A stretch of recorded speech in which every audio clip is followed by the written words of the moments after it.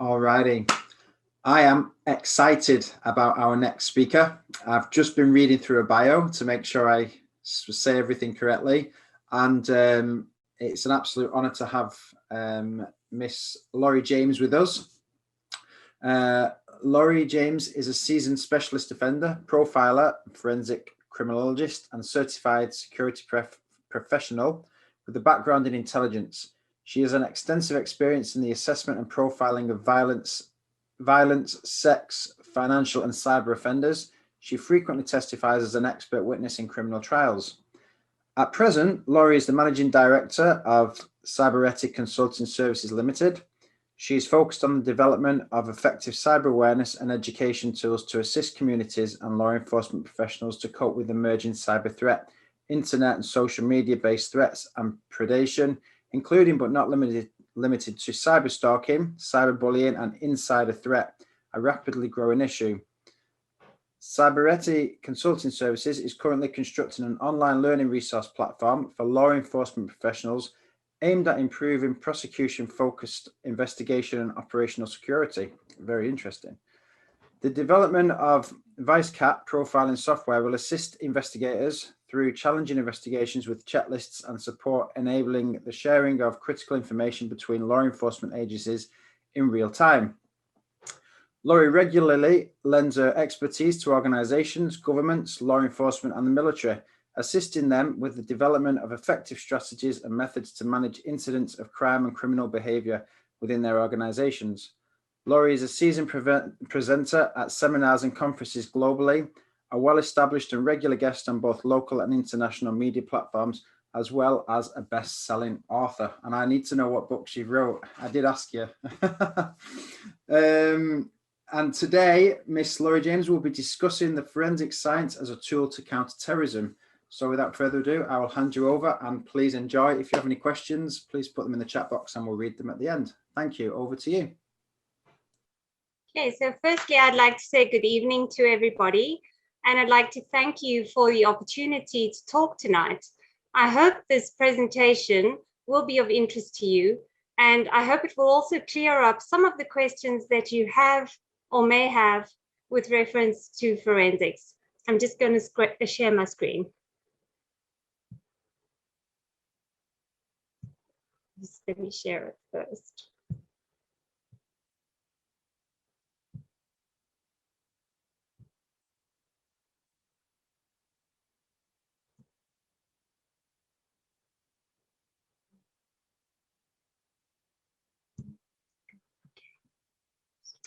So this presentation is going to focus on the use of forensic science in counterterrorism.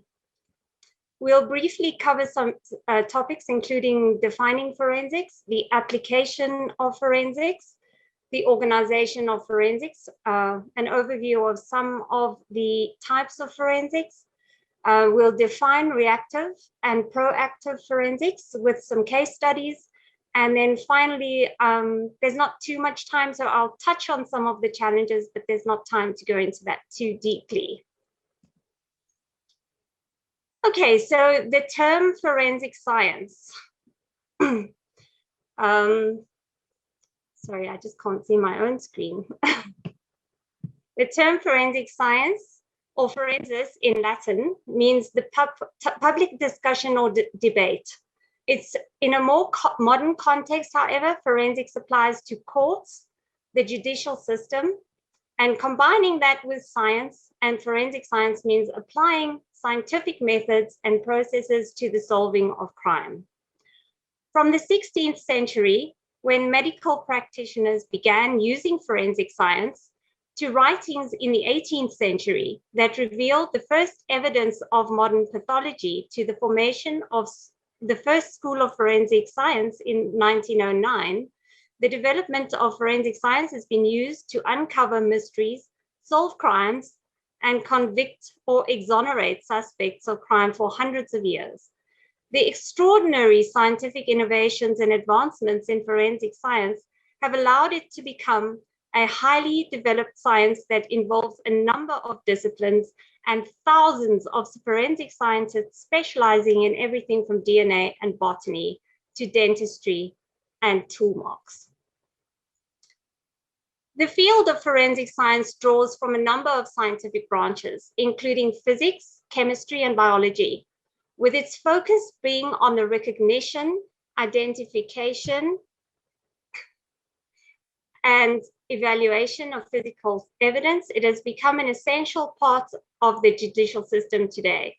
Forensic science may prove the existence of a crime, the perpetrator of a crime, or a connection to a crime through the examination of physical evidence, administration of tests, interpretation of data, clear and concise reporting, and the one element that still remains problematic, the truthful testimony of forensic scientists. And to that end, it's really, really important for a forensic scientist to always remain objective and remember that their duty lies to the court.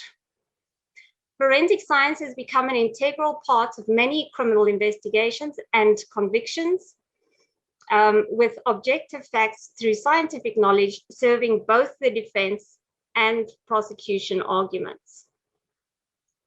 Due to the highly complex field of forensic scientists are most often skilled in a particular area of forensic science, such as latent prints or question documents, trace evidence, or firearms, or like myself, profiling, but you can never wear all the hats. So it's very specific, and you need to stay inside of the ambit of your expertise and not stray, because once you do that, it's a slippery slope. Forensic scientists may be divided into three major groups. The forensic pathologist, these include your medical examiners and other professionals who oversee autopsies and clinical forensic examinations like rape examinations. Your forensic scientists, which include professionals working in law enforcement, the government, or private forensic laboratories, who are responsible for dealing with any number of specific tests and analysis, such as toxicology, ballistics, trace evidence, digital forensics, and so on. Associated scientists, these include scientific professionals lending their knowledge to forensic science, such as forensics odontologists, forensic botanists, anthropologists, and so on. These scientists apply their knowledge to forensic science field as to provide investigators with crucial information regarding everything from bite marks to insect infestation on the post-mortem body. So just to give you an idea, here are a whole bunch of different applications of forensic science. So you can get trace evidence, which is very, very important with counter-terror, your toxicology, psychology, podiatry, pathology, ophthalmology, linguistics, geology, entomology, engineering, anthropology, archaeology, DNA analysis, forensic botany, digital forensics, odontology, criminalistics, and forensic profiling. Also, there are very, very specialized fields in forensics like forensic accounting, forensic engineering, and forensic psychiatry, among others. And the one thing to remember about forensics, it is continually evolving. As modus operandi evolve, forensics has to evolve as well to counter the new modus operandi. So what are the differences between proactive and reactive forensics? So forensics generally is reactive. Forensic science, for the most part, has always been reactive and responsive to crimes which have been committed, deployed to the crime scene post-event in order to collect evidence, typically left at the scene of the crime. Proactive forensics does not wait for a crime to be committed, for it to be called into action. The aim of proactive forensics is to look for threats in advance. This is essential for counter-terrorism. Some of the aspects or traits of proactive forensics include, it's a fundamental shift in the viewing and scope and endeavor of forensic science. This approach to date has been suggested so far to only deal with really computer crimes. If you Google proactive forensics, you'll see you end up on a whole bunch of data forensic sites, but they don't really touch on the other fields too much. So the expression of proactive forensics in other areas to date has been very sporadic. People do suggest it, and then you find that the ideas fall away and they're not really followed through. Forensic science can be a powerful tool in deterrence and reduction of any crime, including terrorism. Forensic countermeasures can reduce the impact of terror attacks through containment. And proactive forensic scientists not only improve existing techniques or develop new ones, but they also try to foresee and predict future trends in future crime and develop preventative measures ahead of time.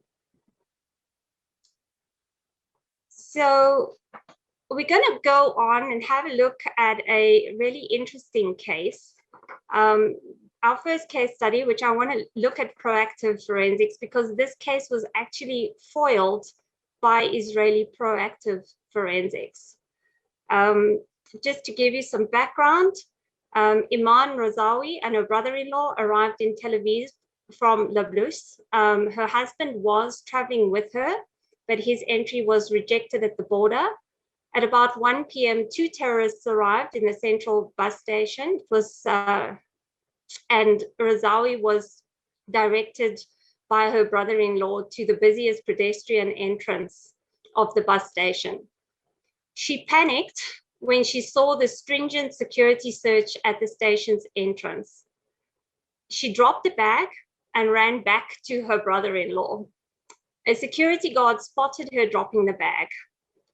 He suspected it contained an explosive device and initiated Israel's evacuation protocol. Razawi told her brother-in-law that she had tried to drop the bag next to the entrance. He shouted at her and told her to go back and pick up the bag and carry it into the station through the security check. When she ran back and picked up the bag, 2 security officers and the police officer realized that she was the possible bomber. They turned to confront her. In response, she threw the bag away, turned and ran into the street leading to the old central station, a poor neighborhood mostly populated with foreign workers, where she last saw her brother-in-law, obviously trying to get back to him. While crossing the busy street, she was hit by a passing car and arrested. The IED was later detonated by the police bomb squad. So this particular attack responsibility was claimed by Fatah, and the perpetrators were Iman Razawi, together with her husband Asif Mohammed Hanif and Omar Khan Sharif.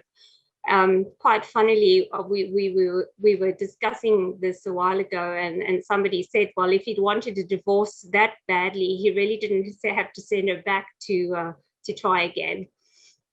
In the attempted attack, we had a 5-kilogram nylon bags with TATP and frag camouflage in a bleaching case. So it was in that little aerial box. And as you can see, the station is very, very busy. So had this attack been successful, it would probably have killed 10 to 15 people and injured in excess of 100 people. The bleaching case was filled with screws and nails, and it was inside of the new bus station. So let's analyze how forensics played a part in this. So we had this very well demonstrates forensic profiling and the assessment of body language. So the major suspicious indicator was the excessive weight of the box. And they noticed this because she seemed to be struggling under the weight.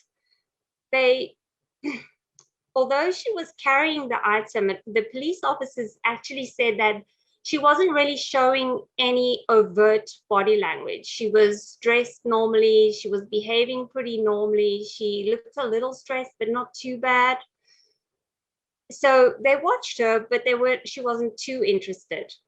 But one of the things you will always react to as a forensic profiler is when somebody drops an item in a crowded area. And of course, in Israel, this is even more likely to be noticed. So she dropped the bag and she walked away. And that is a highly probable indication of serious security threat. What Israel does is they position spotters, plainclothes spotters, all over their airports, their bus stations. If you ever fly on El Al, have a look at the security around El Al aircraft. It's very tight next to the security around other aircraft.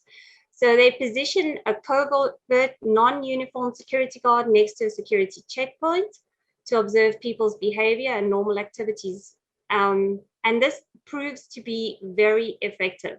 The other reason that it's very effective and more effective than cameras is that you have your operational guy deployed on the ground. He's close, he can act, he can take action, he can apprehend, he can throw himself on top of the target if need be, saving lives.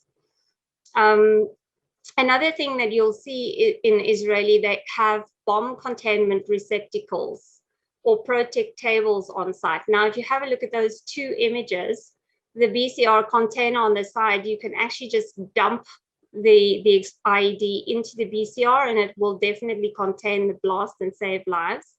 The protect tables on the other side are quite interesting because they're on wheels. You can move them around. They're quite easily deployable. You can actually put the bag onto the top as indicated in this image, search it, and if you notice anything, you don't need to touch the bag again. You can just pull the blue slider away and it will drop into the containment vessel, which is pretty useful. And in that way, you can contain the blasts fairly easily. Of course, there's also X-ray and those sort of things as well. I mean, there's a lot of forensic countermeasures that you can deploy. And then the other thing is during a preliminary evacuation, the security guards stayed alert and they continued to look because in most IED attacks, there's usually two devices. So they continue to look, they continue to profile for suspicious activity. And it's that alertness that enabled them to identify the terrorist returning to the scene and foil her second attempt to bring the explosive device to the target. Okay, not specifically related to that case, but some of the forensic countermeasures that are proactive that can be deployed. As far as forensic profiling goes, body language analysis, the use of spotters. If you do geographic profiling, you can have a look at target hardening. The forensic profiling side of it also assists with crime linkage later on, and you can do proactive forensics, profiling and reactive. So from studying previous terrorists, you can predict future behavior usually. Situational awareness, always a fantastic countermeasure. Today, there are many different types of surveillance systems. We are moving more and more towards drone technologies. And interestingly, the focus is now on anti-drone. So anti-drone is deployed to high-risk targets, oil and gas targets, critical infrastructure, airports. Now, these anti-drone technologies can actually identify drone. They read the drone signature. They will tell you if it's a registered drone, if it's an authorized drone, and they have the capabilities to destroy the drone should it be necessary to do so, because it's not just law enforcement using drones and military today. Terrorists can also get their hands on drones. So it's very important to make sure that you have anti-drone technology when you need it. So ballistic countermeasures, yes, safe BCR shield walls, things like that you can put. Another ballistic countermeasure is the tagging of explosives for both detection and post-blast, and of course, sniffer dogs. From a digital forensics point of view, the dark web, there's technologies now like Dark Tracer that will track and trace the dark web and generate intelligence reports.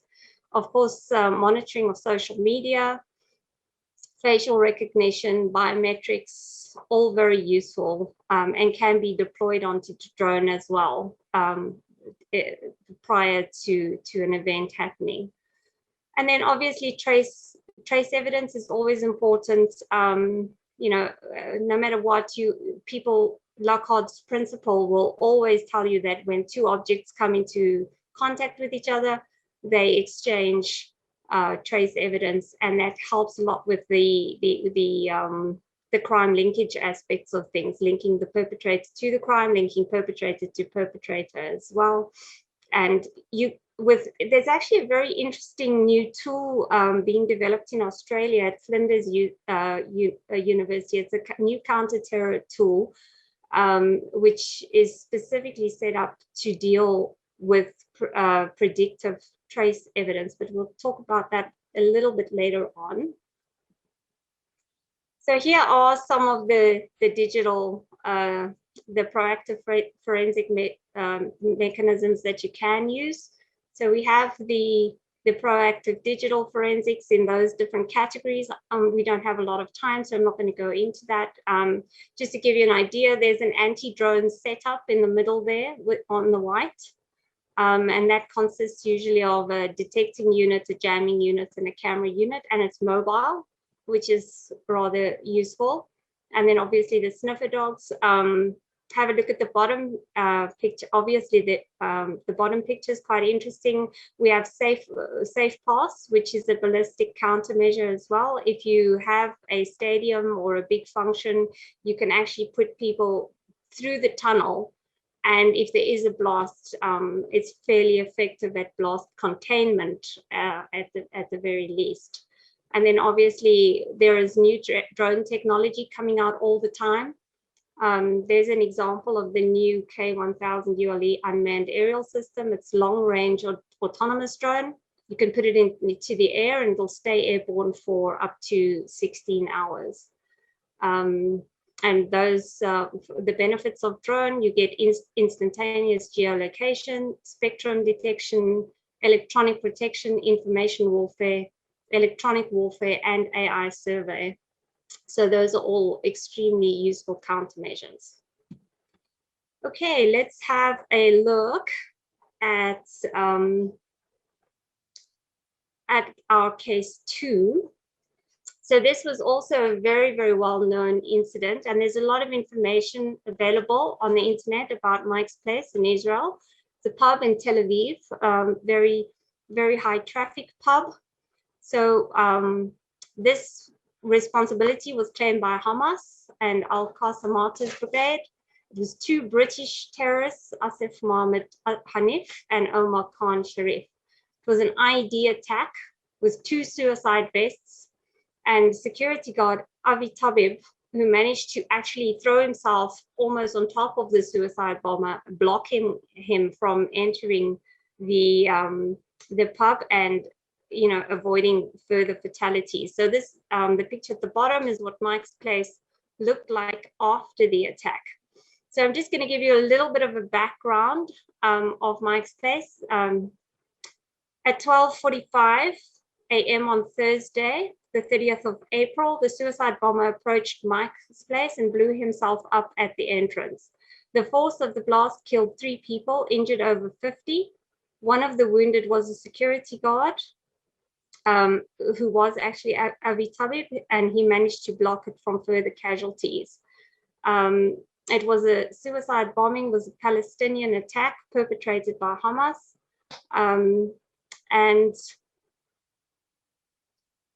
it was very interesting. These 2 guys came across, went into their hotel, hung around in the hotel. There were maps found inside of the hotel where they had plotted all the high traffic tourist venues as well.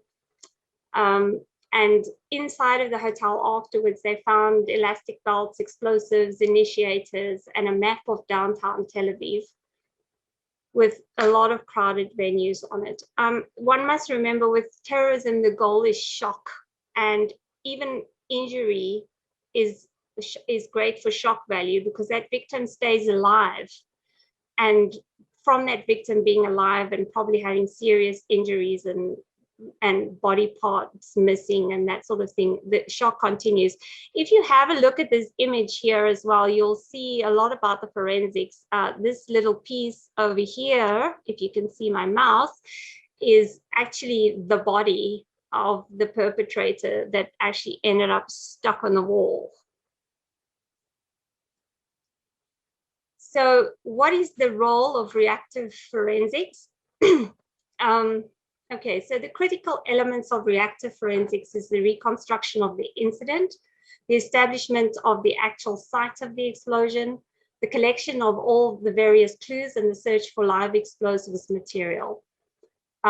It's critical in a post-blast investigation to establish what kind of explosives were used, how much explosive was used, how it was detonated, and how many people were killed and injured. It's also important to determine if it's a standard explosive or a manufactured explosive, because that will tell you more about the experience and the sophistication of the terror cell. Photographs are always very helpful in investigating explosions to identify the types of bombs and the bomb signature. With IEDs or improvised explosive devices, forensics generally look for bomb components, initiators, detonators, mobile phones, which are used to detonate the slides. That's always very useful to understand where the detonation device is. Of course, the more pieces of the IED that you can find, the more information. So another thing that's critical is the collection of bullets, rivets, and shrapnel. And then also the particular type or the container or the wrapping, the fuses and the circuits, which are often very specific to particular groups.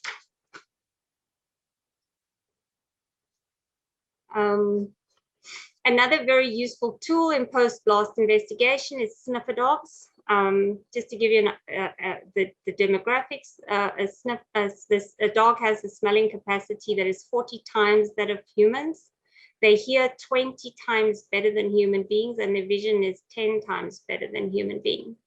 So given their abilities, sniffer dogs can be very helpful in post-blast detonation investigations, particularly in combination with detection technologies. And where they are particularly useful is in deploying them to actually assist in the secondary attack, because most of the time there's two devices. The first, the target, the second, the targeting of the first responders.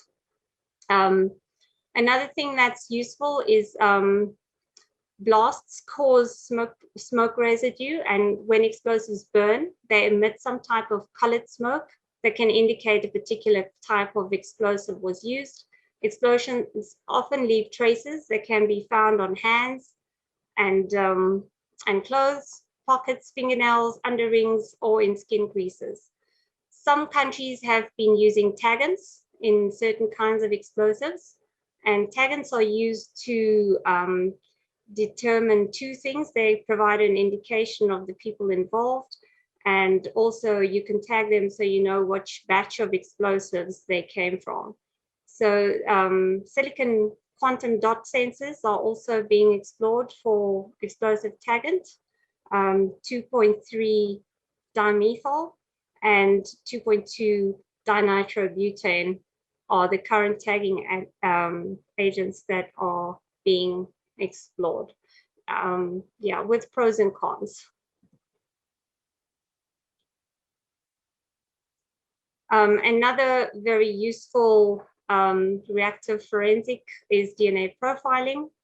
So DNA has recently been given a great deal of credibility in investigations, and possibly 99% foolproof type of forensic evidence collected at any sites. So what type of evidence, biological evidence, and where can you extract it?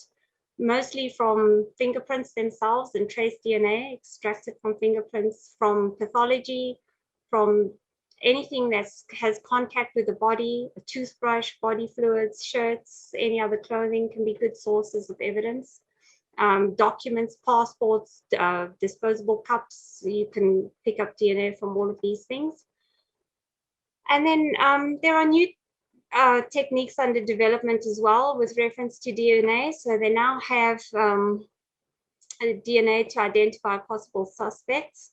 Is an area of facial reconstruction is an area of active research. These technologies could be coupled with 3D printers, and this could change the dynamic of counterterrorism. India is already doing some constructs with facial recognition from skulls. Audio and video forensic analysis is also very useful in a new technique on voice dynamics and voice templates. If you have a data bank of voice samples from intercepts or for later comparison, that's useful. And software can enhance the signal in a low quality recording that is being used for closed circuit TV surveillance for comparison later on. From a psychological point of view, psychological forensic tools such as polygraph and other interrogation verification tools like brain fingerprinting, delayed voice analysis, behavioral profiling of people at airports, ports, bus stations, or areas of high traffic, forensic profiling investigative tools, profiling tools like my ViceCat program that's being developed that will assist in the profiling of violence and sex offenders, because there's often an interlink between that and terrorism, obviously for the financial side. Psychological autopsies of terrorists are useful. As I said, once you understand it, you can apply those profiles to the future. And body language assessment at ports is also critical. What does the future hold for forensics? I think it would be very useful to include non-lethal incapacitation technologies in forensics, especially in airports and ports and areas of high traffic. We need real-time friend or foe identification during incidents. What you have to remember is I've just put some photos there of people convicted of terrorism. And you can see that the faces of terror are many and they are changing. And there's no one demographic. So it's always really important to not, in profiling, we often get accused of racial profiling. So that has become, I mean, yes, it's still used and it has to be used in some instances, but that'll give you an idea that the demographics change. And at the moment with the recruitment, the way that it is on social media, anybody can be a terrorist. So it's important to realize that. So real-time friend or foe identification during incidents is critical. Remote observation of crime scenes by a team of experts is useful. And this will be improved by drone surveillance because it's mobile. Another thing is cyber forensics, which are being improved all the time. As I said, we now have dark web trawlers as well that allows us to monitor the dark web. Things like Dark Tracer, if you want to go and have a look, they have a great Twitter page and are doing amazing work. So yeah, that's great. And then things like massively parallel sequencing, which has revolutionized the field of genomics, enabling substantial advances from a human DNA profiling perspective. Another advent of MPS now allows biological signatures to be obtained from complex DNA mixtures and trace amounts of low biomass samples. So that you can go and research. It's Flinders University in Australia.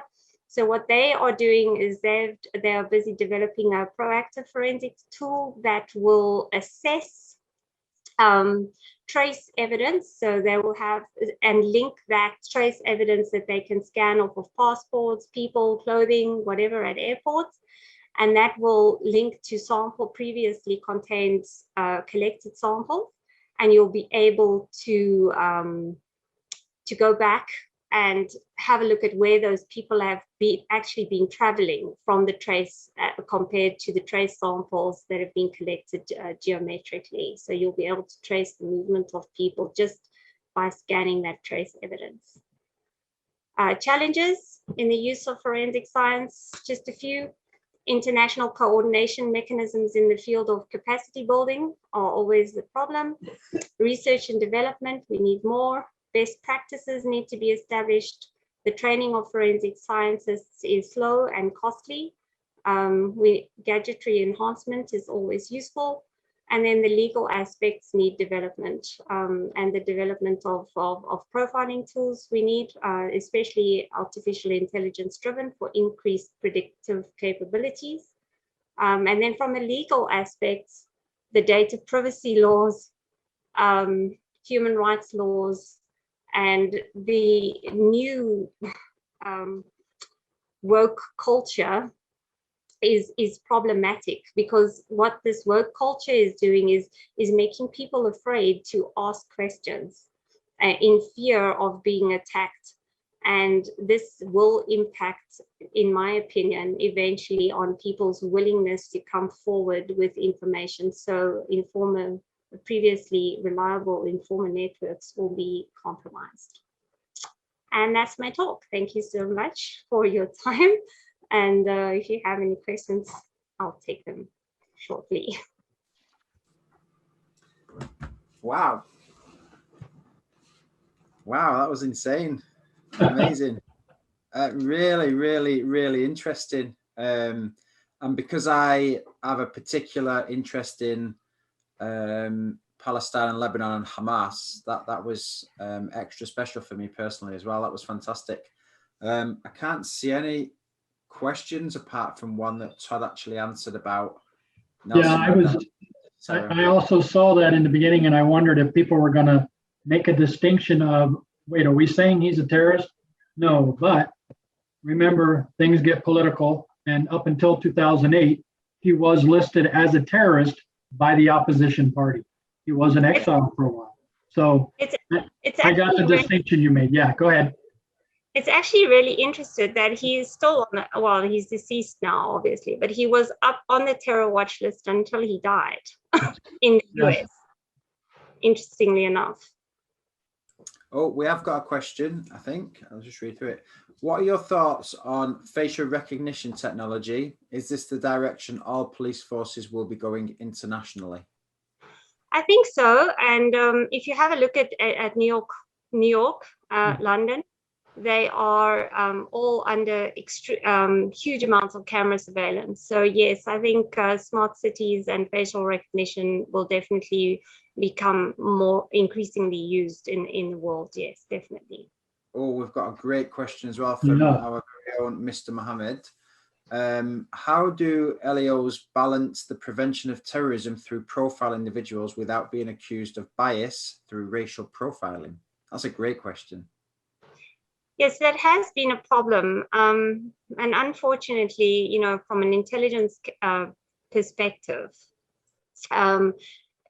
it's tricky. It's a bit of a minefield, but we continue to racial profile to a degree. I mean, it's pointless looking for certain terrorists in certain places, but and the concept is slated. So it is a bit of a minefield, but it is used covertly in any case, in most instances. I think it's just a case of really keeping it off the radar for law enforcement and profilers. Do you know, is there, you know, those two, the case study that you brought there, the two British people that came across to Israel, I'm getting that right? Yes. Yeah. Is there any cooperation and communication between profilers? So, for example, if these two people were being watched, for example, by MI5 or 6 in the UK, is there any profiling cooperation that heads these people up in international countries such as Israel to say these people are visiting you, we have profiled them, and so on? Look, there is information sharing between intelligence communities, obviously, but the extent of that is quite interesting because mostly intelligence agencies work in silos, and that is one of the biggest challenges, is actually getting these information silos to cooperate with each other.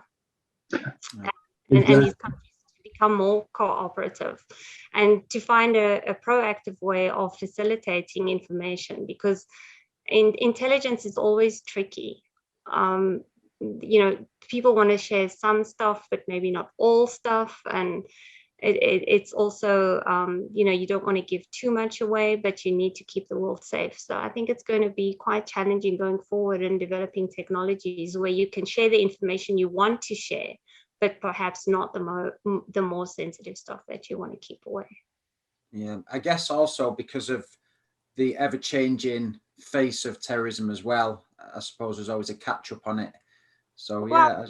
Yeah, and the other thing that people tend not to think about is that and in a lot of cases you have terrorists actually penetrating law enforcement and intelligence agencies. Mm-hmm. So the flow of information could end up in the wrong hands quite easily, especially if they haven't penetrated yet.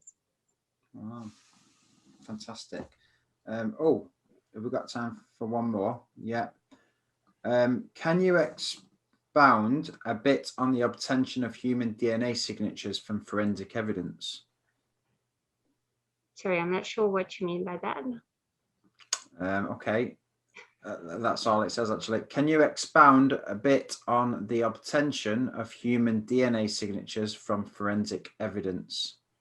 Yeah, I'm not a forensic pathologist or a biometrics person. I'm a profiling. So I think if I try to expand on that too much, it's not my area of expertise. I would be stepping outside of my area of expertise.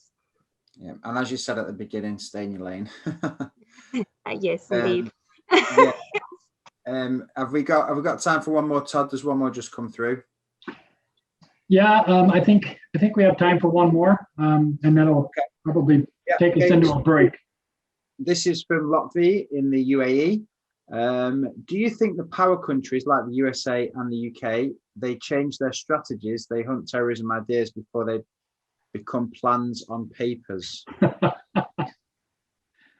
I think that's more of an opinion than it is a question. It would definitely be more of an opinion, but yeah.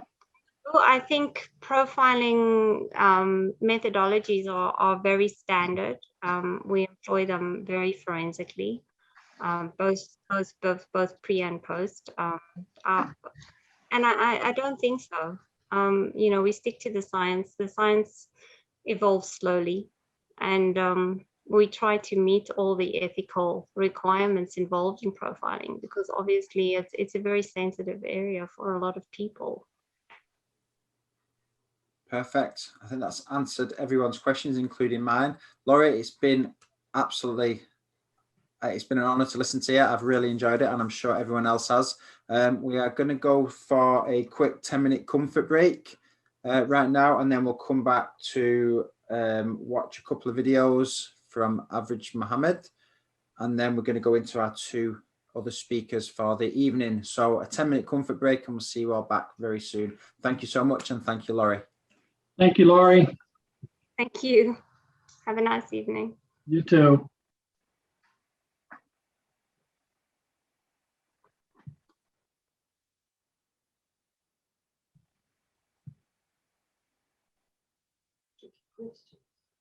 Okay. I can do tricky questions. Oh. Yeah, I'll go ahead and mute stop me, your please. Screen sharing. There you go. Ah, now I'm back. I was lost. No, you were on the side. It's okay. I think I can somewhat answer. I'm not an expert in all of these things. Yeah. I guess I'm fortunate.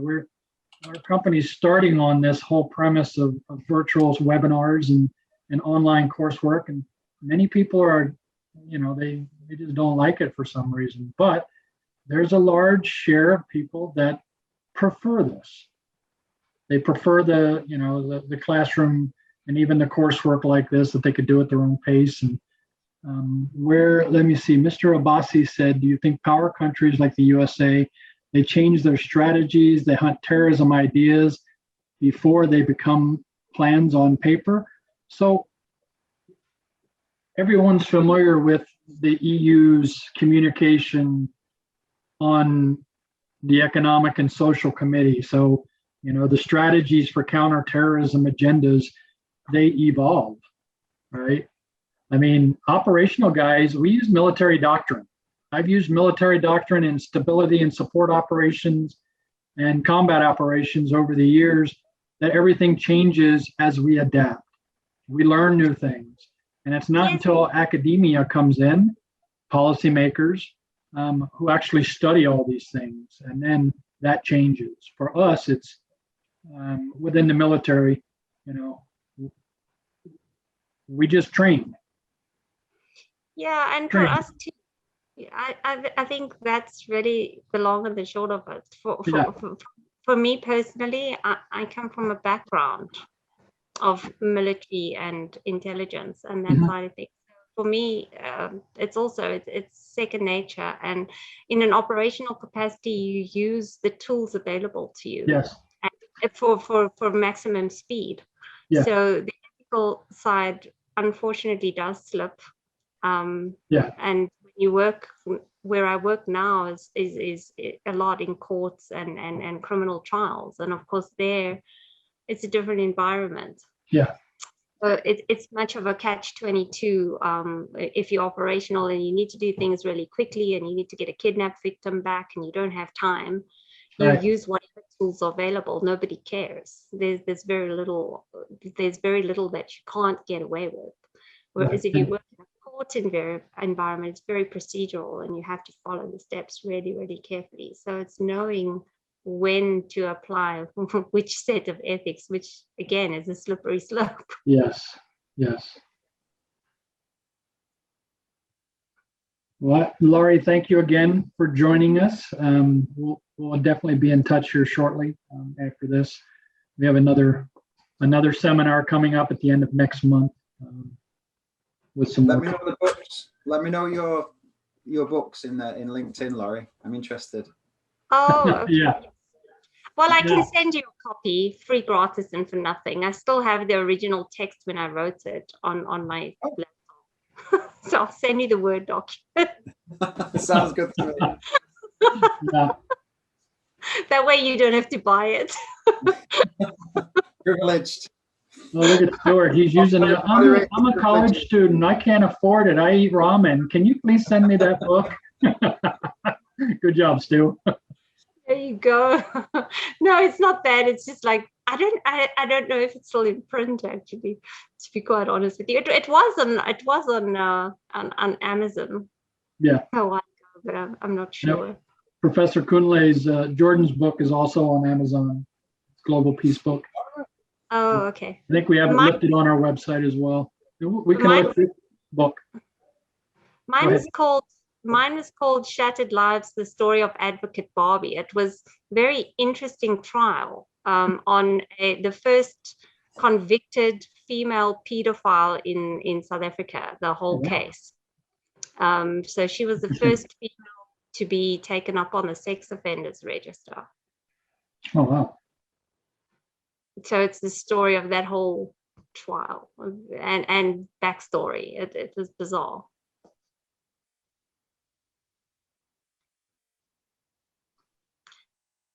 Anyway, let me mute myself now. Thank you so much for your time.